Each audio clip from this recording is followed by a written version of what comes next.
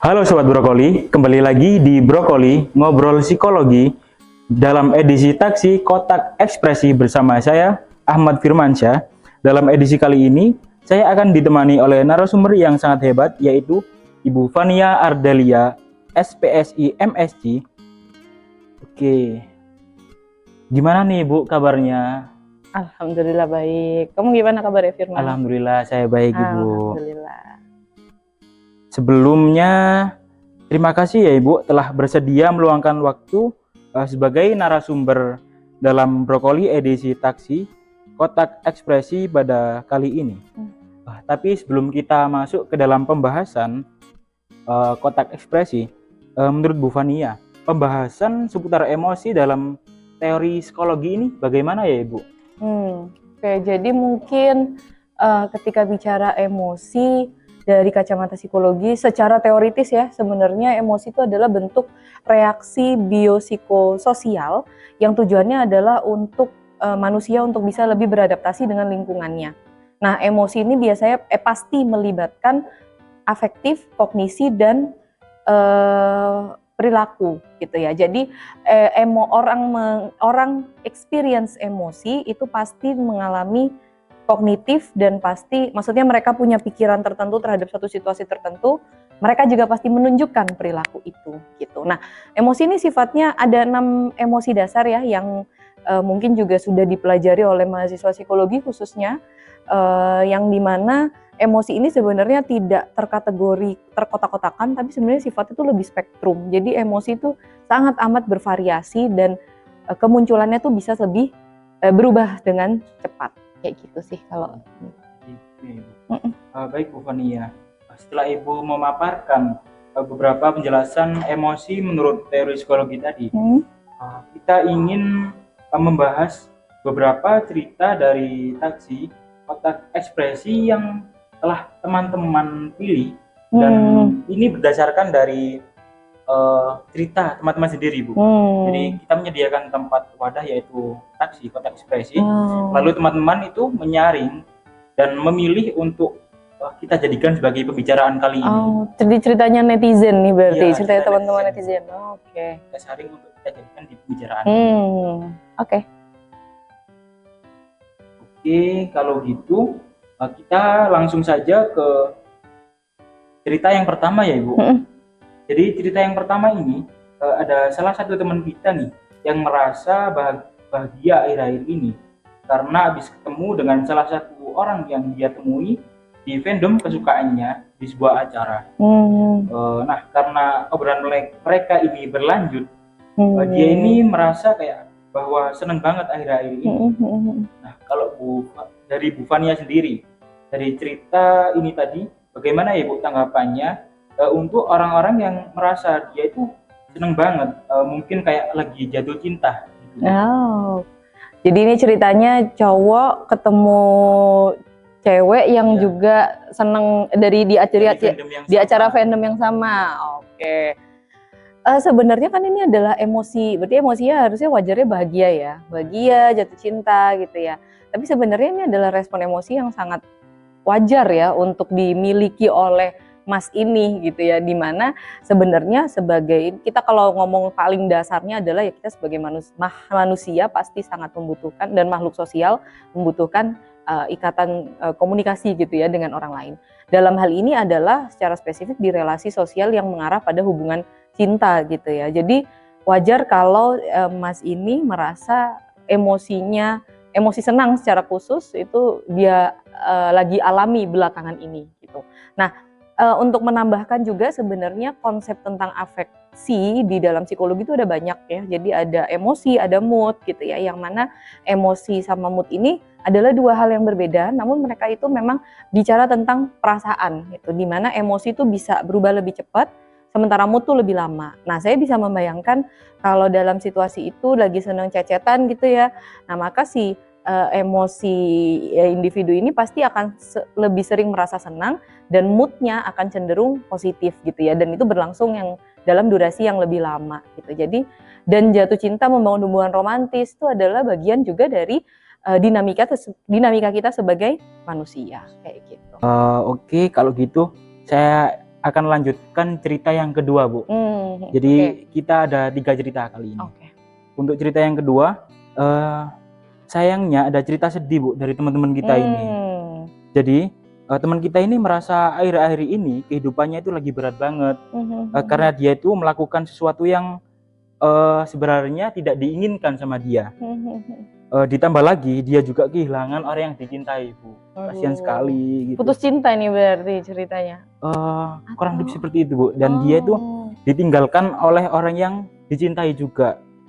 Setelah ada kesenangan, kan pasti juga ada kesedihan, Bu.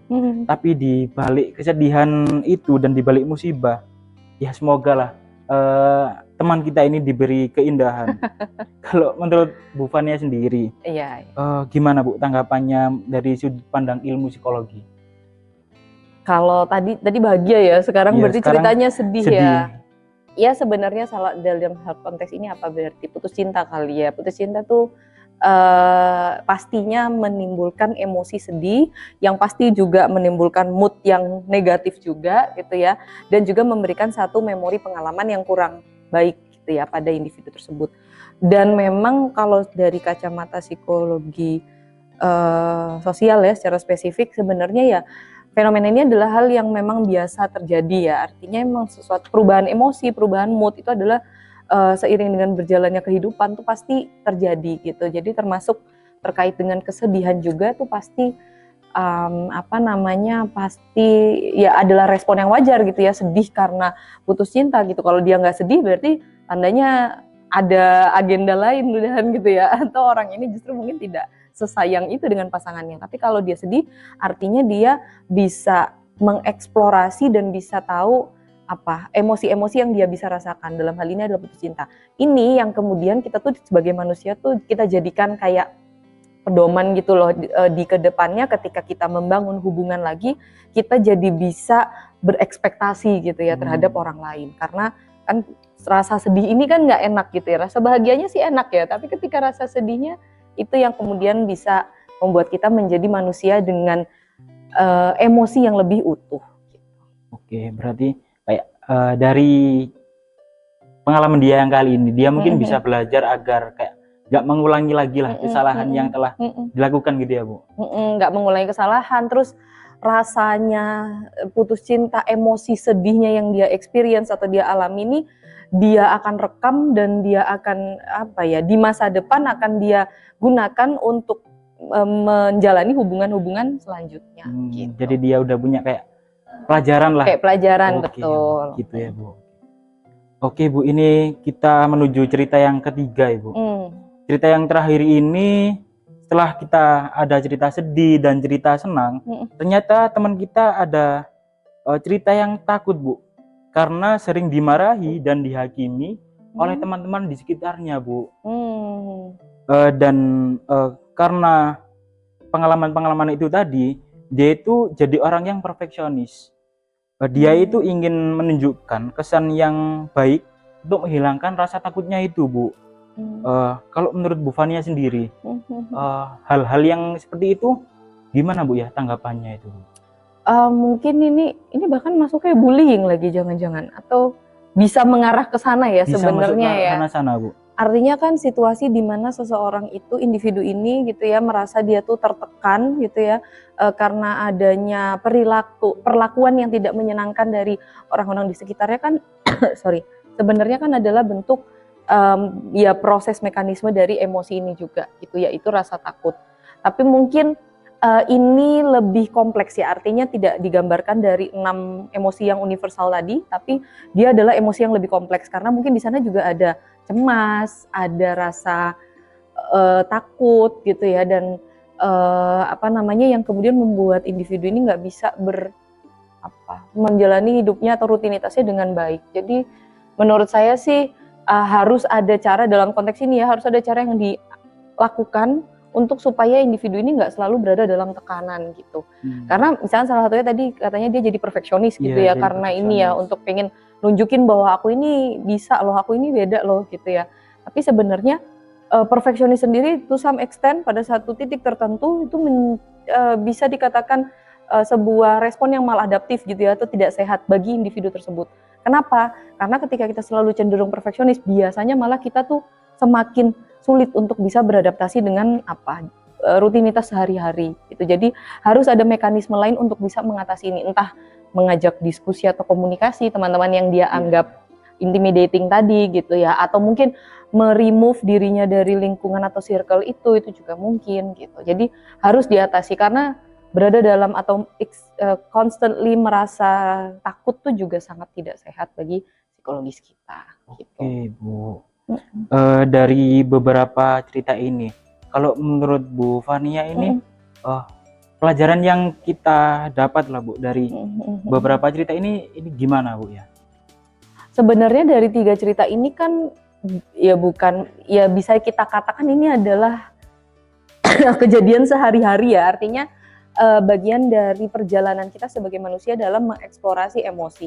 Tapi justru di situ yang menarik sih menurut saya, artinya kita tuh jadi bisa semakin mengenali diri kita dalam hal emosi yang kita rasakan, pengalaman yang kita rasakan untuk memunculkan emosi tersebut, mood kita, bahkan mungkin sampai bisa mempengaruhi cara pandang kita terhadap dunia gitu ya sebenarnya. Jadi emosi tuh jadi kayak ibarat kalau kanvas kita ngelukis gitu ya, emosi itu kayak yang memberikan warna dan corak yang berbeda gitu dengan banyaknya emosi, karena kita tuh sebenarnya nggak mungkin merasakan hanya satu single emotion at the same time. Jadi pasti dalam satu waktu kita tuh pasti experience berbagai macam emosi yang bervariasi gitu. Jadi saya rasa emang yang bikin gini jadi menarik, jadi pelajaran adalah kita bisa mengatasi emosi yang kita rasakan pada situasi apapun dengan cara yang adaptif. Itu sih kalau menurut gitu saya. Ya Bu. Berarti saya izin menyimpulkan sebentar ya Bu. Yang saya tangkap dari beberapa pengalaman ini tadi, kita bisa mengambil pengalamannya agar kita itu tidak melakukan kesalahan yang telah terjadi lah, dan kita itu punya experience dan defense defense lah untuk hal-hal yang akan kita hadapi ke depannya gitu ya Bu. Tapi itu dan juga berlaku untuk emosi-emosi yang positif ya, artinya kayak kita tuh jadi lebih kenal, intinya kita lebih kenal lah sama diri kita. Kapan kita ngerasa bahagia, kapan kita ngerasa senang, kita ngerasa jatuh cinta gitu ya. Kalau emosi-emosi negatif jelas itu akan jadi pelajaran dan kita rekam gitu ya. Tapi kalau emosi positif kadang-kala kita sendiri juga kadang ya kita tuh nggak bisa mengidentifikasi kapan sih saya merasa senang, kapan sih saya merasa nyaman gitu ya. Nah itu yang kemudian pentingnya emosi adalah ya untuk senantiasa mengenali itu sambil kita menjalani kehidupan kita. Oke Bu, tidak terasa kita sudah di penghujung pembicaraan nih Bu. Mungkin ada closing statement dari Bu Fania untuk Brokoli edisi taksi ini Bu. Oke, mungkin kalau closing statement dari saya sih terkait emosi, sebenarnya ini mau saya tujukan juga buat mahasiswa-mahasiswa saya ya, yang mana yang saya tangkap dari saat saya ngajar mereka dan kita bahas soal emosi, ternyata banyak dari mereka tuh yang belum bisa mengidentifikasikan emosinya. Dan karena belum bisa mengidentifikasikan emosinya, mereka tuh nggak bisa menyampaikan apa yang mereka rasakan pada saat itu. Jadi closing statement saya adalah explore lah gitu ya tentang emosi itu gitu ya. Apa saja hal-hal yang mungkin teman-teman rasakan, apa yang kalian inginkan, apa yang membuat kalian senang, sedih dan lain itu disuarakan aja gitu ya. Jangan kita punya kecenderungan untuk merepress atau menekan ya, dan itu cukup tidak sehat gitu. Jadi emosi di sini justru jangan dilihat sebagai musuh gitu ya atau hal yang menyeramkan, tapi lihatlah sebagai itu tadi cara untuk bisa mengenali diri kita lebih baik lagi gitu. Itu aja sih. Oke Ibu, terima kasih telah menjadi pembicara di Brokoli edisi taksi ini. Mungkin kalau dari saya cukup sekian saja. Oke teman-teman, mungkin kita bisa bertemu di Brokoli edisi selanjutnya. Sampai jumpa. Dadah.